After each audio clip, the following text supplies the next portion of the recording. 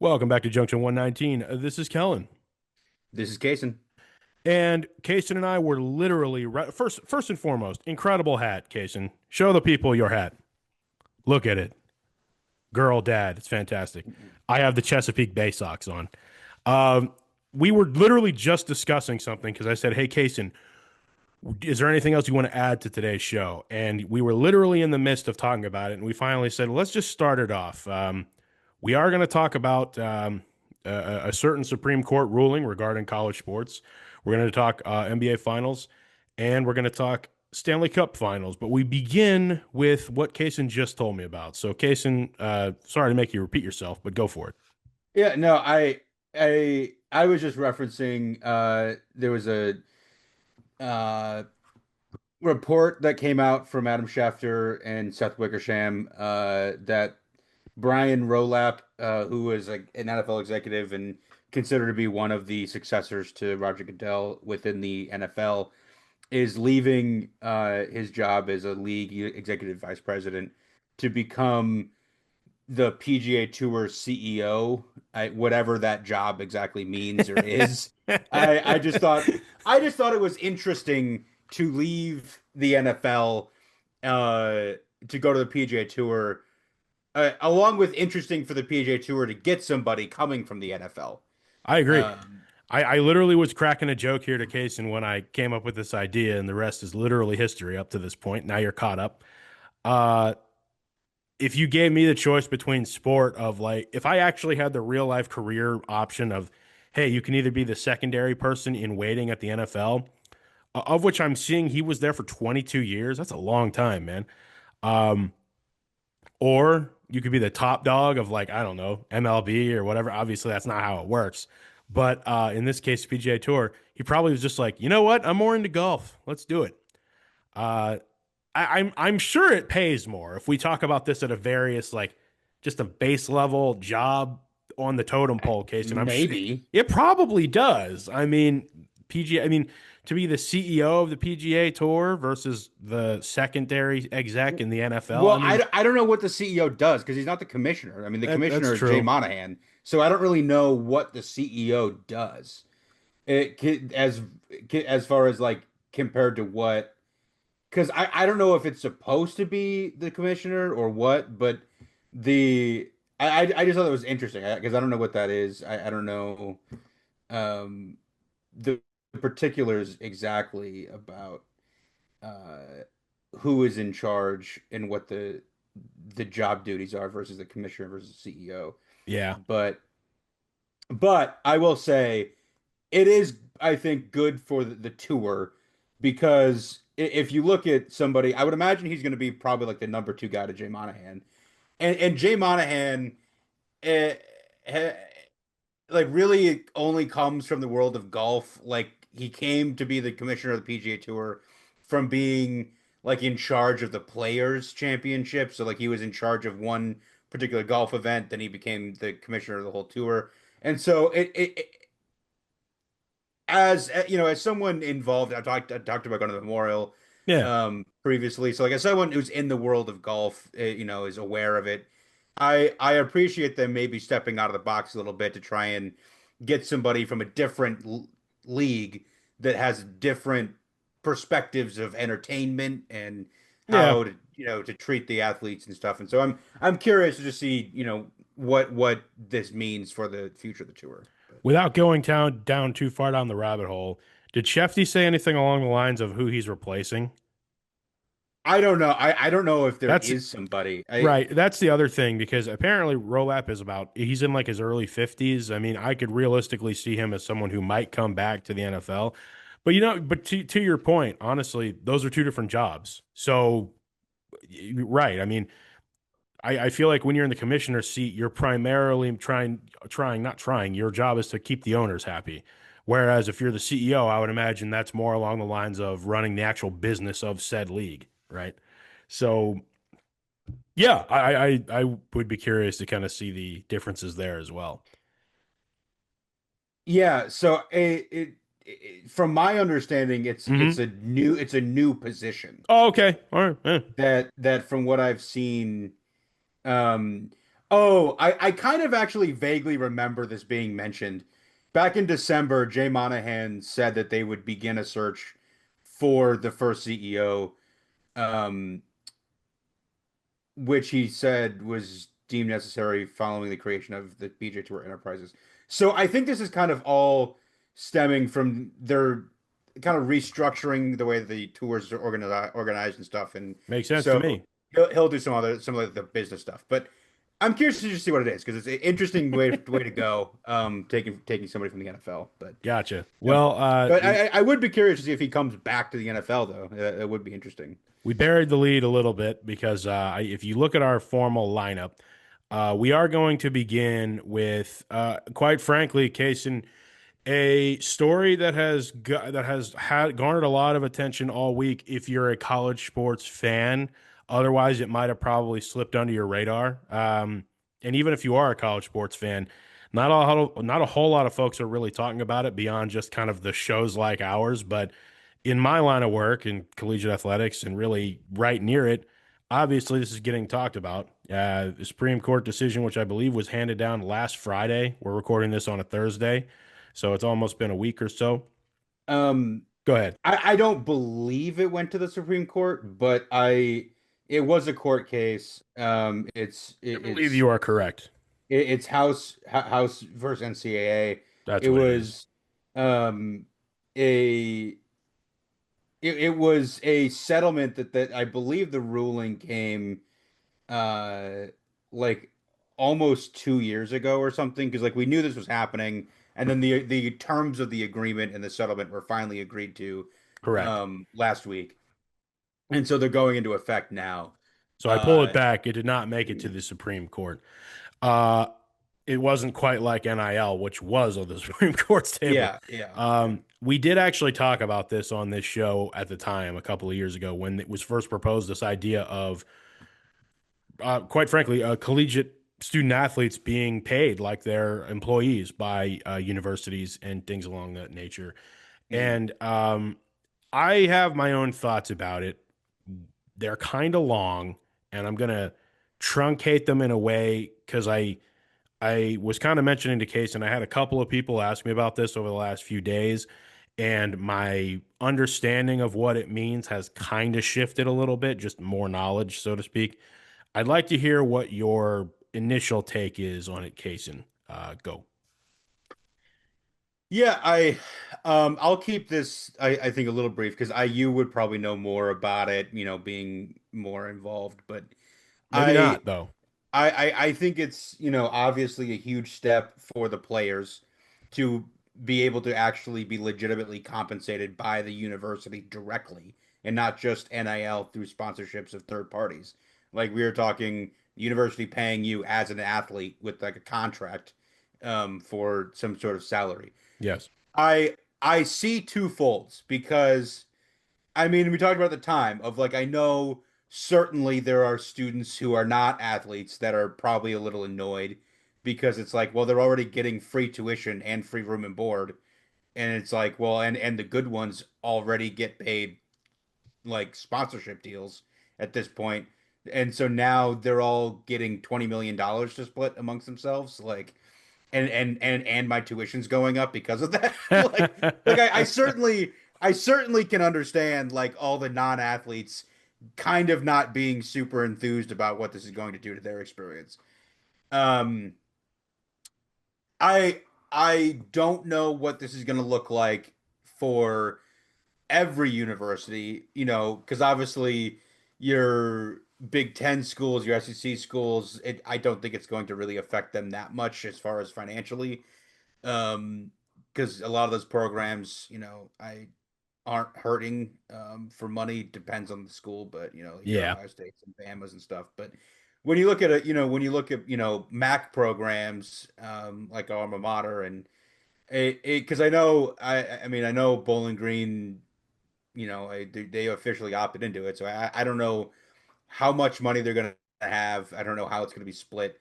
I know because from my understanding, you like announce which sports are going to be part of the revenue share, and then you just kind of set that's how you're dividing the money.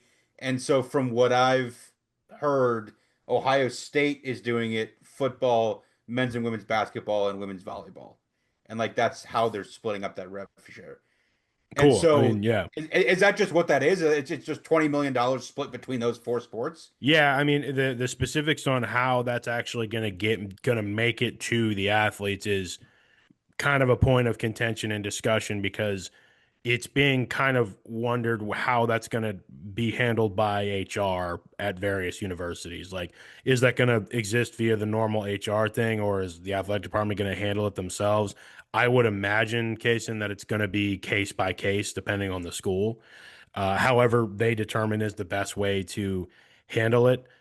It would be nice. Well, back up. I was going to say it would be nice if there was a little bit more clarity on how that's supposed to work, but I think that's kind of the point of this is that it's going to be different everywhere.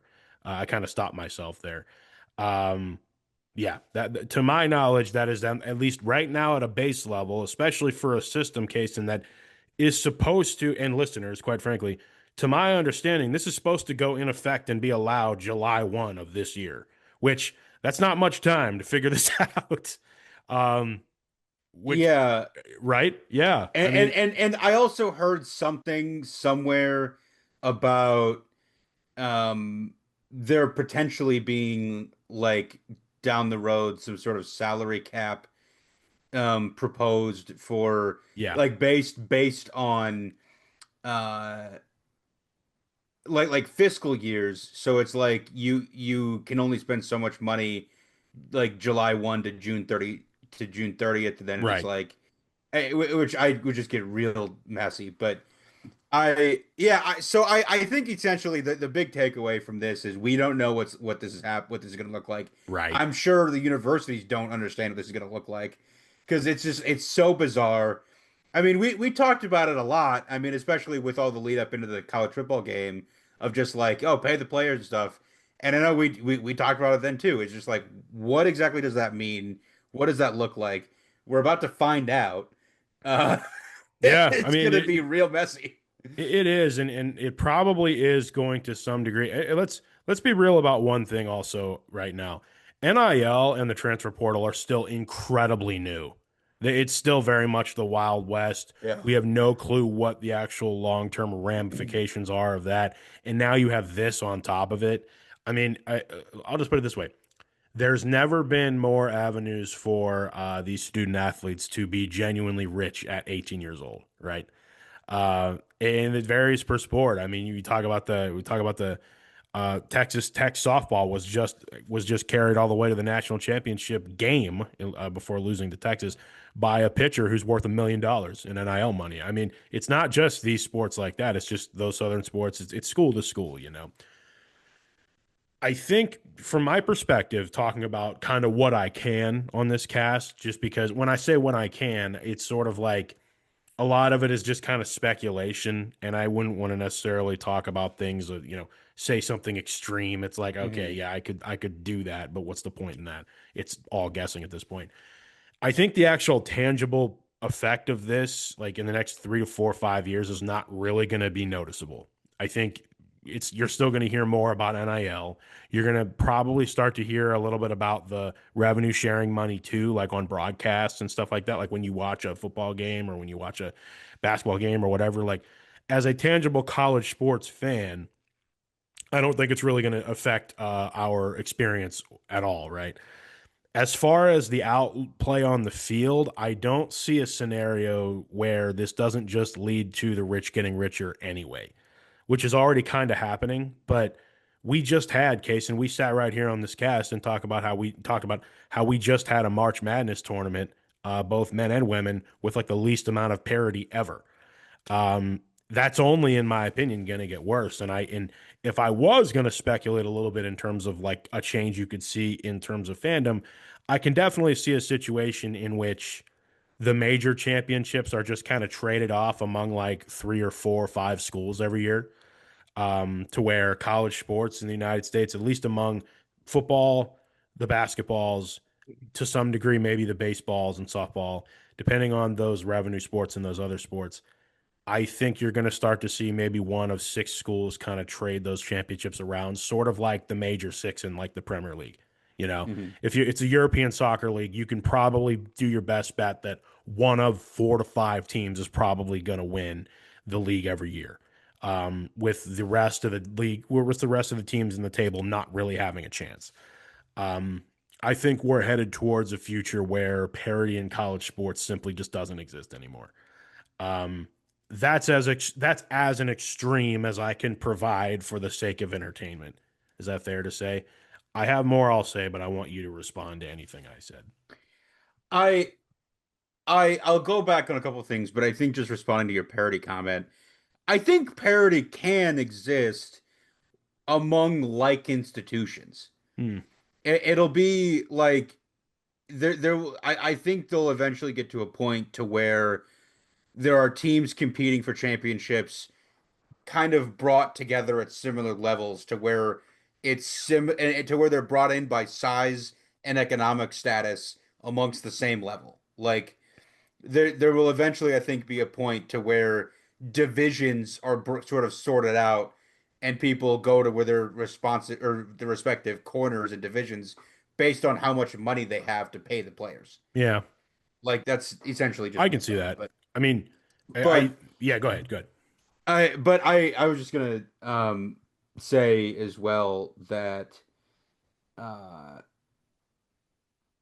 I don't know what this is gonna look like in practice because as far as I'm aware, like I don't know if there's any Title IX requirements. Because if you're telling me that like the rev share is the women's basketball team, the men's basketball team, the women's volleyball team, and then the 90 guys on the football team, I don't know how that doesn't immediately get a lawsuit on July 1st. Like I don't understand how that Yeah, I mean, I mean I think the potential. I think if the HR lawyers aren't like crossing every T on this, I think the potential for lawsuits is very high. And the other thing about it is those workers will be well within their grounds to sue the school because you've now officially designated that they are employees. Um, and I the other thing, Casen, I don't know how benefits are going to work. I don't know how the idea of employers insurance is going to work. Say if you get a well, significant, hang on, if you get a significant injury while your college playing career and you're maimed for the rest of your life, God forbid, like is that going to be on the school as well? Whereas in the future, there's other avenues by which it is like, is insurance going to be a part of that whole thing too? Like, there's a lot to hammer out here that's simply just not going to be in place July 1. That's the other part.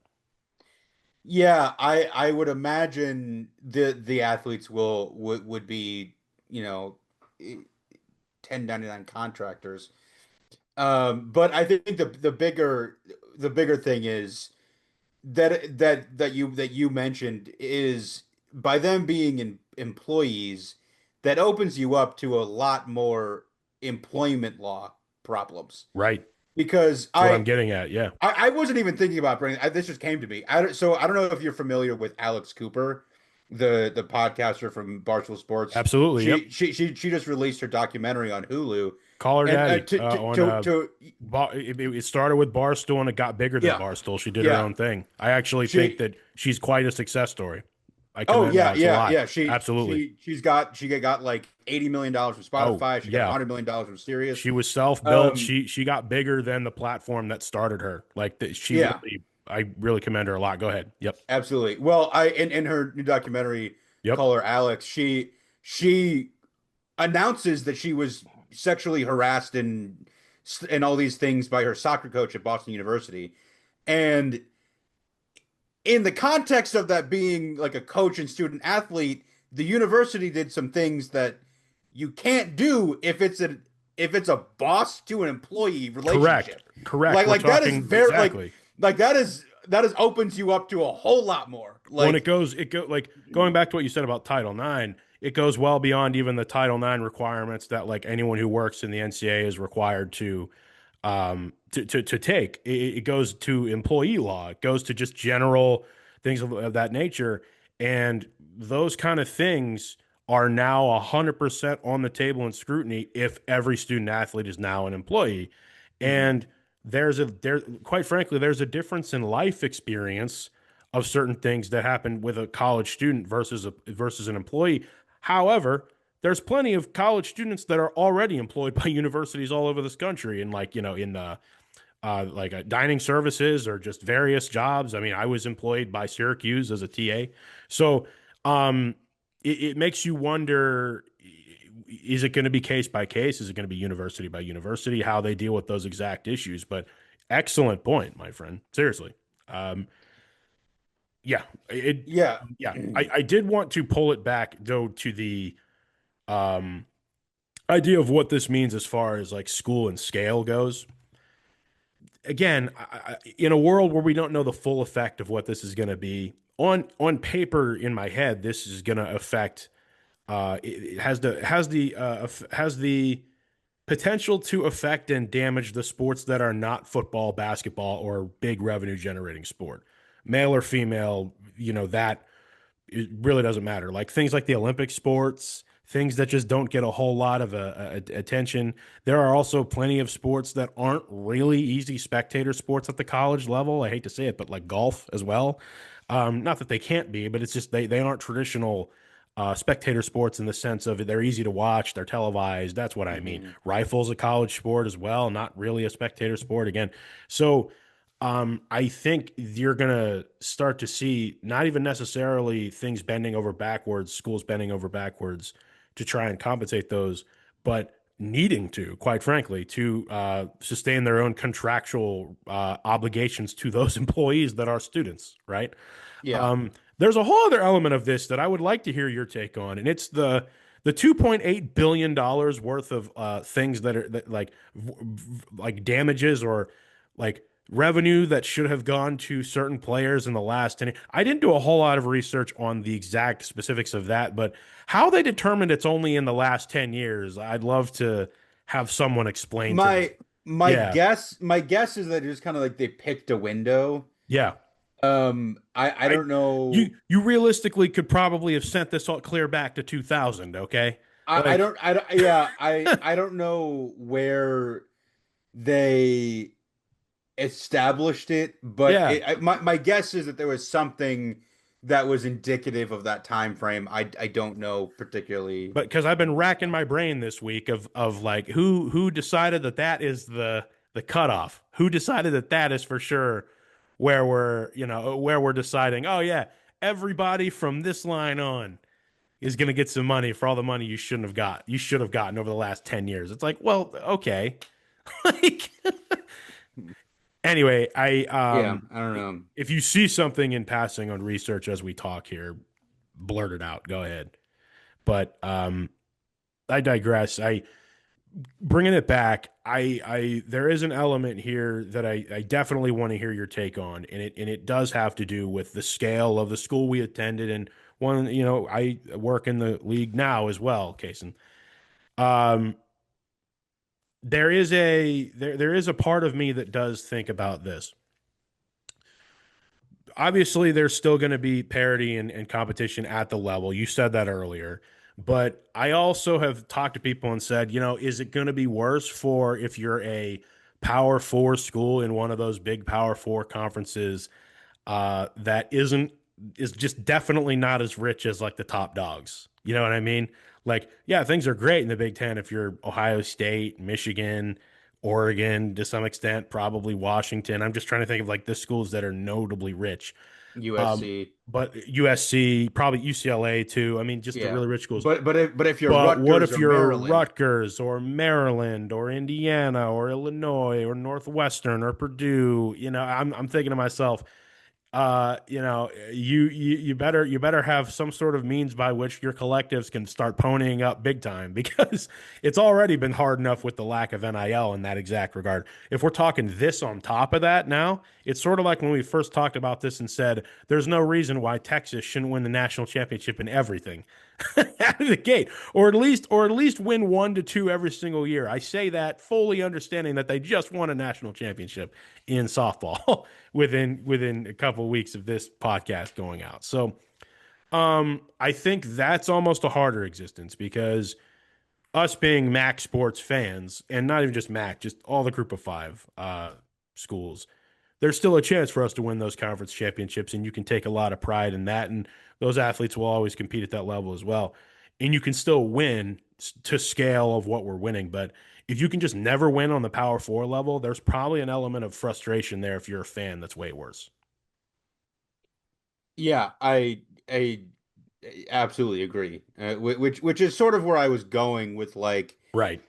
you know, I with the size of these conferences, I think maybe they'll sort of restructure and realign to maybe more on the same level, and you maybe will see something like the Big East of old come back to where That'd be you've got awesome. your, I mean, like, because like more like the financial, not, I mean, maybe along with some geographical too, but like your Cincinnati, West Virginia, Maryland, Rutgers, Pitt, like kind of similar economic situations, trying to be in competition for the same thing rather than in conferences they'll never be able to win.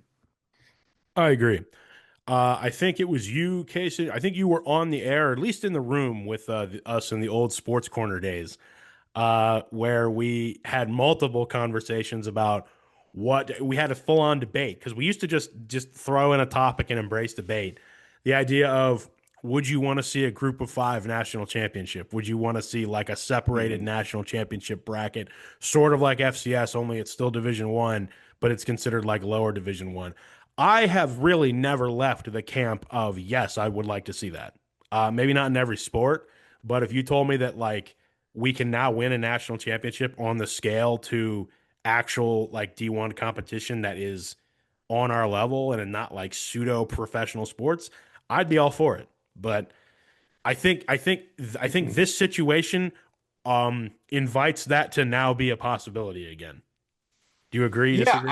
I would be in full agreement for that. I mean, because I think, relinquish the auto bid to the playoff, for the group of five champion, and just have all the group Yeah. of five champions in a playoff with themselves. And I mean, just have, I guess, what would it be, the a group of six now? I guess, however you want to break that out, Probably would but be group of six, it, yeah. I mean, it wouldn't. It doesn't have to be quite as big as the other one. I mean, you can have it be, eight teams, whatever. But you can it can be a smaller playoff, but some playoff that would be, programs like the winner of the MAC, Yeah. Liberty, Marshall, He's just assuming whoever wins. Liberty, the winner of the Conference USA, the winner of the Sun Belt. Come on. What are you doing? The Mountain Boise. West champion, Yeah, the yeah, new yeah. Pac-12. Come on, Casen. But you get my point. Um, Yeah, I and I think that would maybe bring it down to actually like these people can actually have the chance to win something. I mean, whether or not you want to complain it's a Mickey Mouse trophy, eh. whatever. But like I People don't mean, say that about the FCS championship, and they hold that every year, and the viewership on it's good. So, yeah, I if mean anything, you just have more yeah. college football playoff, which would ultimately it kind of cannibalize itself. Yes and no, because it seemingly is that there's plenty of room always for more football. So, I think you definitely could build that in to the bowl structure because you yep, you you have you could. have bowls in the playoff now.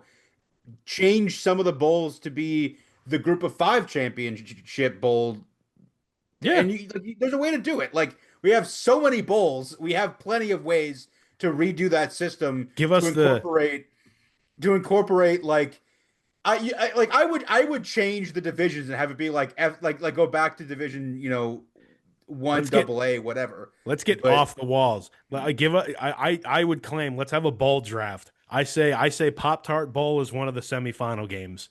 yes, I yes, say yes. give us the Holiday Bowl, give us like the Military Bowl, give us the Yeah. Gator Bowl, like these old classic Yeah. bowls that are like throwaway games now. Give us those, and we'll make them the playoff for the Group of Five. Yeah, the Pop-Tart Bowl is the group of five championship That might game. be the national championship. Yeah, I was gonna Yeah, say yeah. winner of national championship also gets to eat a live Pop Tart.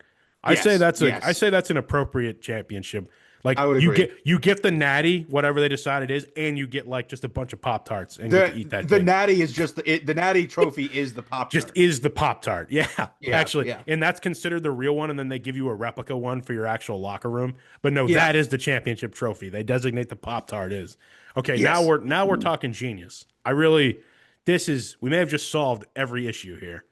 I say we yeah. Okay. I didn't realize that we were going that direction with that first topic today, but stick a pin in that because that is definitely not going to be the last time we talk about that, especially just as as time goes on and we kind of see what the effect is. Um, the big thing, though, I think we both agree, though, is that it tangibly isn't really going to change much.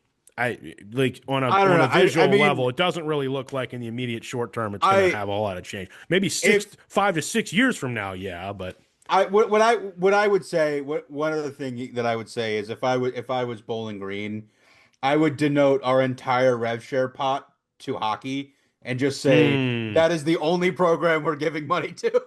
well, in a world You where want they to just get $1 million to play goalie? Come on down. I mean, we didn't talk about it on this cast, but in a world where apparently, according to the juniors roster, BG just pulled in one of the best transfer classes, or like the best class, and Yeah. another school within the MAC, although it be it in a different hockey conference, Western Michigan just won the national championship in ice hockey. I mean, hey, I'm all for it, man. I say let's do it. Let's party like it's 1984 again in Bowling Green. Hmm. Anyway, we're gonna move on to our next topic now, if that's cool with you, Casen. Yeah, Just yeah, keep it let's go. moving here. We're getting into the NBA Finals, and before we get into the actual game, I do wanna actually kind of flip our lineup because I think it would make more sense to do this first. Yeah, First and yeah, foremost, yeah. I did get a chance to watch essentially all of Game Three, which was awesome. Uh, the we are recording this on Thursday, June the 12th. It'll be the 13th. Happy Friday the 13th when this goes out. But the next game will not have taken place yet. It'll be Friday night this happens. So we're talking about the situation where the Indiana Pacers currently lead the Oklahoma City Thunder in the finals, 2 games to 1. And yet, it doesn't really feel like there's a whole lot of pomp and circumstance around the finals. It's been like a common complaint, if you will, that the internet has had, including you, my friend.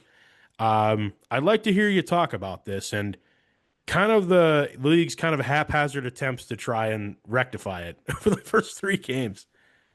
Yeah, well, I mean it started I don't know, probably 10 years ago whenever they took like because they used to have, the big Larry O'Brien trophy on the court and it was like part of the court graphic Yep. and they took that away I think probably 10 years ago. When they kind of like changed the design of some stuff and but they still had like a bunch of finals graphics all over the court.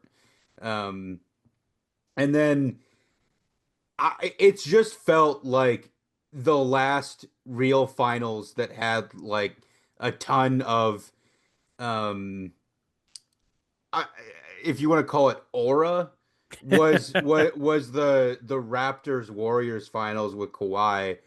And then since the Mickey Mouse bubble trophy in the COVID season, it's just been kind of like not real like hyped up. It's just been not I don't know if it's maybe because it's been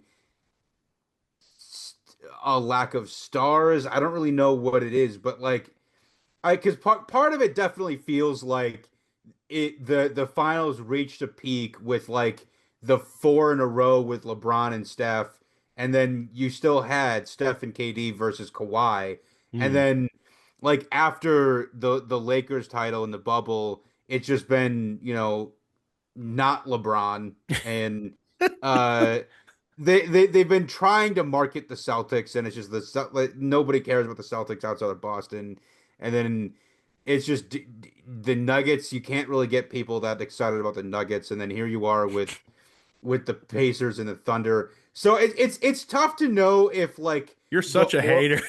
it's tough to know if like the aura list finals are because of the teams involved in them or because I don't know what it is. I genuinely don't know. I mean, I think but it's felt like it's been going on longer than just this year.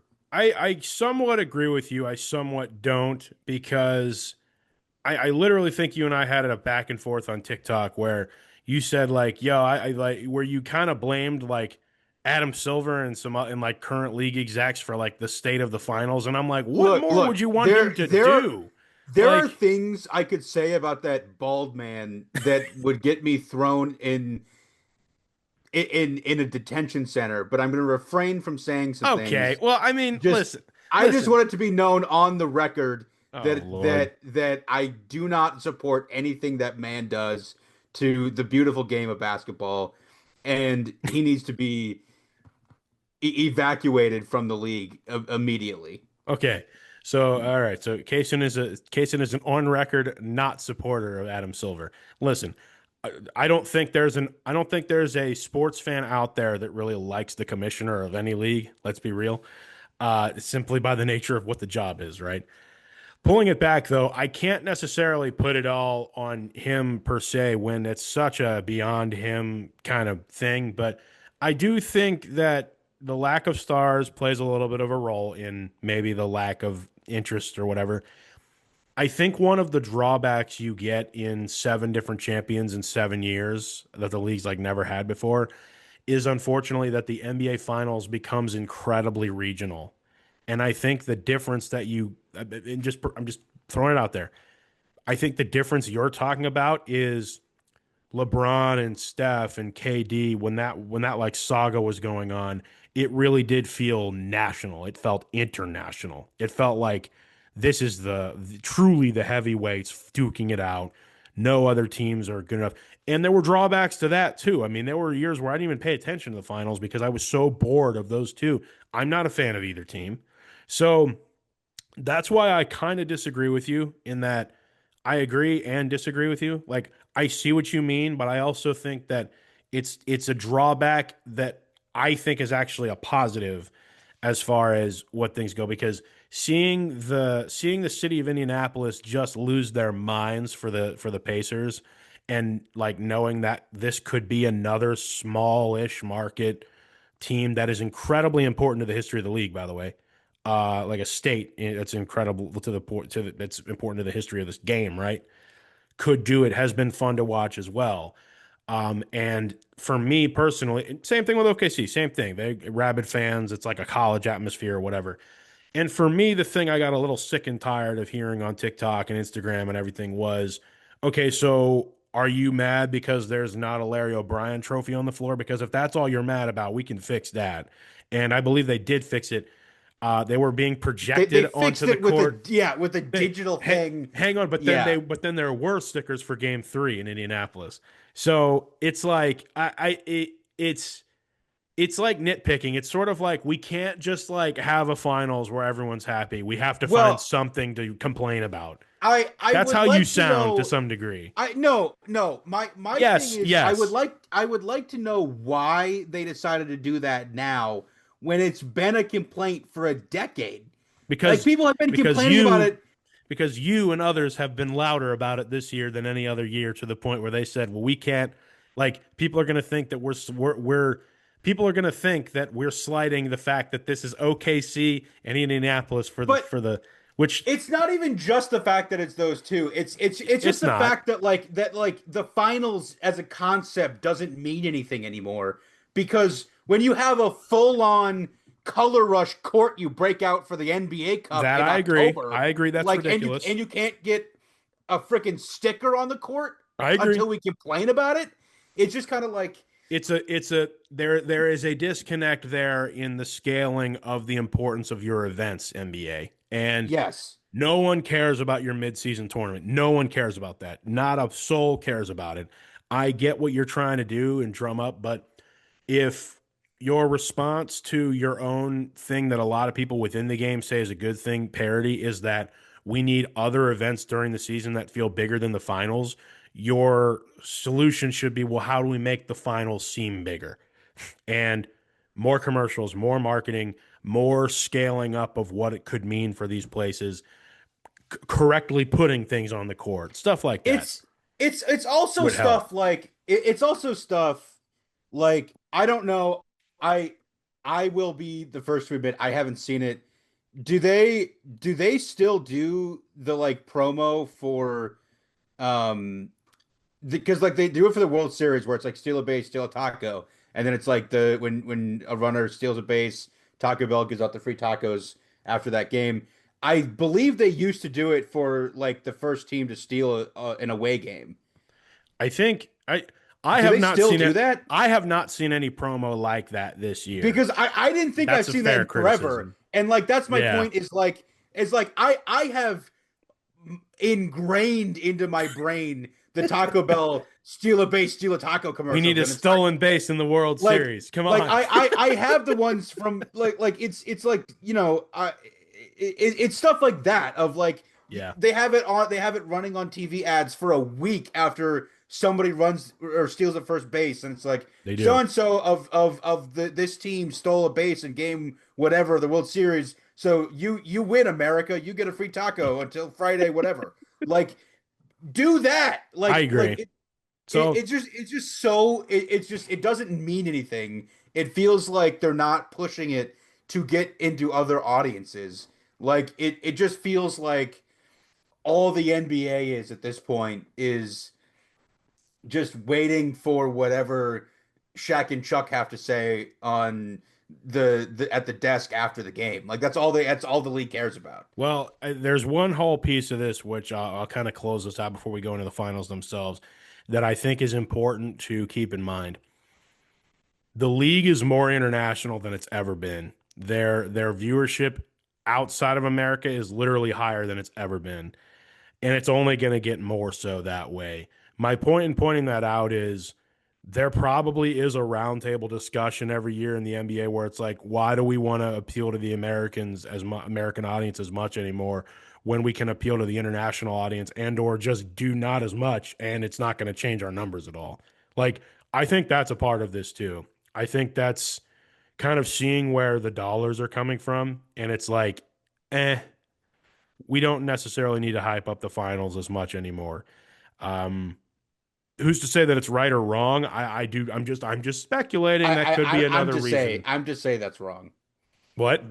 I, I said I'm the one to say that's wrong. All right. Yeah. I mean, okay. So, basketball heads like Casen do not like my co-host here. If you're listening, NBA, which you definitely are not happy with this. But I don't know. Well, it's also of the aspect of just like okay, the Thunder in the finals, everybody saw that coming. The Thunder were like the best team in the West the whole year. The Pacers, I'll give them the Pacers are kind of out of nowhere because like they spent the whole year still hyping up the Celtics and they were trying to give credit to the Cavs because they thought the Cavs were going to be And there. you're a bitter Cavs fan. But no, I You will are. so I'm not going to say that they should have foreseen the Pacers, but like they did. I mean This they wouldn't gave be him this would awards. this would equally not be a I'm big just deal if the saying Cavs were in it. I'm just saying they should have spent the entire year like hyping up SGA as if he was LeBron or Steph in 2013. Like like I won MVP, but it's just like it feels like the only people who adore SGA as much as like they should are on Twitter. Like it doesn't Well, feel yeah. like it just doesn't feel like It feels the same way about Tyrese Halliburton. yeah, I Oh, mean yeah. I mean Halliburton should have been getting a lot more love than he has been. He's I gonna be mean, even if they lose this finals, that man is a god in Indiana for the rest of his oh life. yes, yes, yes. This has been incredible to watch. Oh, just the run that this Pacers team has been on has been really fun. I remember when he was drafted. I mean, people were making jokes about it back then, but Are they making yeah. jokes now? Kind of, yeah, but they're making different jokes about how he's good. Um, have you seen any of these finals? It's been pretty great so far. The best game has been Game One. Yeah, yeah. I mean, I can say that it's been crazy to see just like how killer of a mentality Halliburton's had, and Yeah, he's refused to lie down. And so it's credit to the Pacers for sticking in it, because I know everybody kind of thought that the Thunder were gonna um Roll them, us we're included. gonna, yeah, Us we're gonna included, roll them 100%. Yeah. because I mean at some point you have to be like, well, this Pacer thing, it was a nice story, but like the better team's gonna win, right? No, no, the the witchcraft that the Pacers are doing is just never gonna end. Yeah, no, no, no, it's not. Yeah. Yeah, I mean, really, it is like the whole squad going like clutch. Right now, I mean, yeah, the Pacers lead it 2 games to 1. Literally 25 years since Indiana hosted a finals game before this week, literally. And they're going to host another one on Friday night, which is no doubt going to be electric. Game 3 was electric. I'm thinking who like if the Thunder win game 4, like I kind of expect them to, because I think it's going to kind of go back and forth. I'm thinking this whole thing's going to 7, like for sure.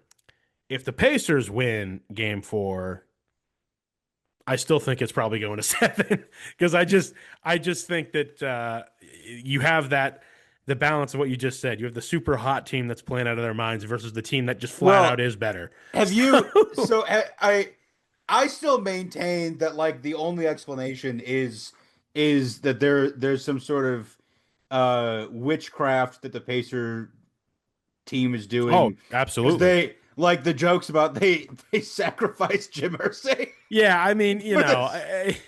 And then like like anytime anybody remotely connected to the state of Indiana, anything bad happens, yeah, they're like, oh, the Pacers got another one. Pacer. I mean, again, it's just wild. I Because like can't. I think Zach Edey got hurt, and they're like, oh, there we go, went to Oh, college in Indiana. yep. So they're just connecting everything back to the Pacers in this run. I mean, do I subscribe? Are you asking me a serious question as do I subscribe to the there must be witchcraft at play here? Because no, probably not.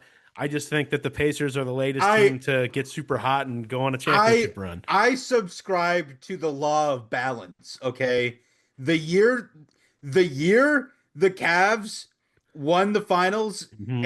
and the at the time Indians made it to the World Series. You want to know what the record of the Browns was? Winless. It was 2016, Yeah. right? Yeah, winless. Yeah, No, well, no, that was I think the one in 15 year, because I think the next year was winless. But yeah, I that's right. either way, bad, real bad. Was was very bad. So it's the law of balance. It's like Pacers. If you want to go to the NBA Finals, you gotta cough up one of your sports owners. Well, then how do you explain this? This whole thing behind me, this whole mess of, in fact, both, That both actually of them. that explains that 1,000,000%. It does You explain it, you but now you, they're you all got bad. Now they're you all got bad, you Casen. got 6 Super Bowls and 4 cups, and you pay for that. You got the Hey, Pirates just be I saw trash. I saw two championships. I saw 5 in my lifetime. Okay, point taken. Yeah, trade-offs happen. You're right. So now you're cursed to just not be good at baseball, Pittsburgh. Anyway, Yeah. who do you think's going to win the finals, Casen?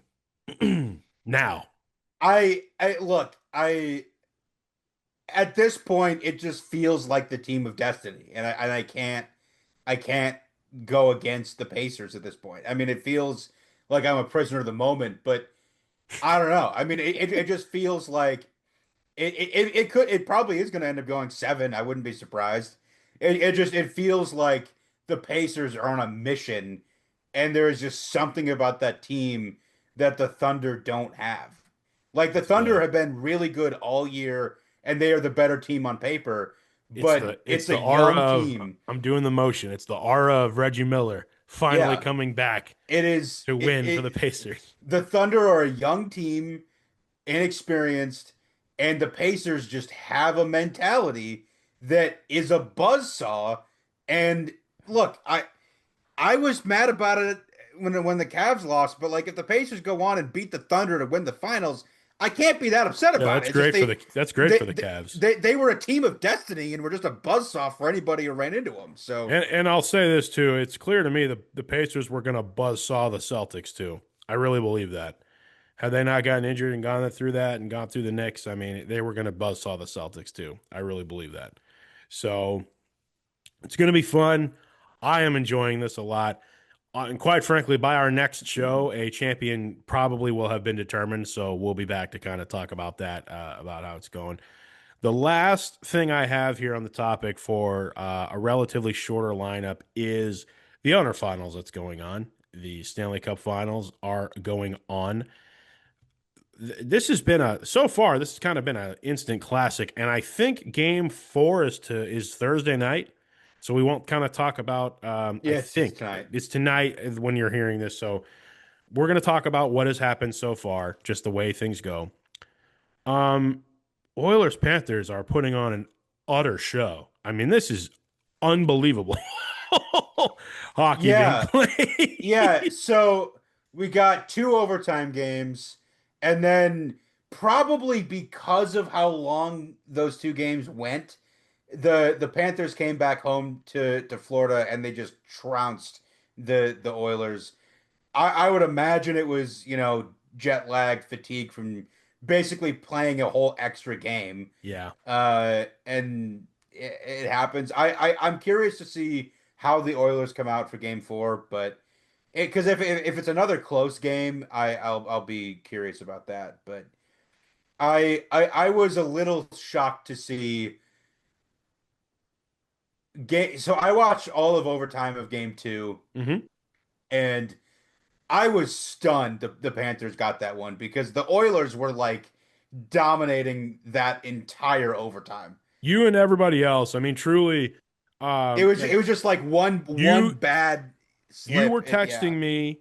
You were texting multiple group chats. I had another group chat that was blowing up and saying, "Yo, I don't know if you guys are watching, but this hockey is like the best I've ever seen." And it just, and then when Florida won, it was just, it's not anticlimactic, but yeah, it just seemed like everyone was like, did not see that coming. And at a time when I really felt like I would have been sitting the Oilers were definitely going to win it. I think I sent you the TikTok that was something along the lines of the previous 8 teams that lost their first 2 playoff games in the playoffs to start it off ultimately went on to win the cup. It's happened like 8 times, Yeah. and that would be this Oilers team.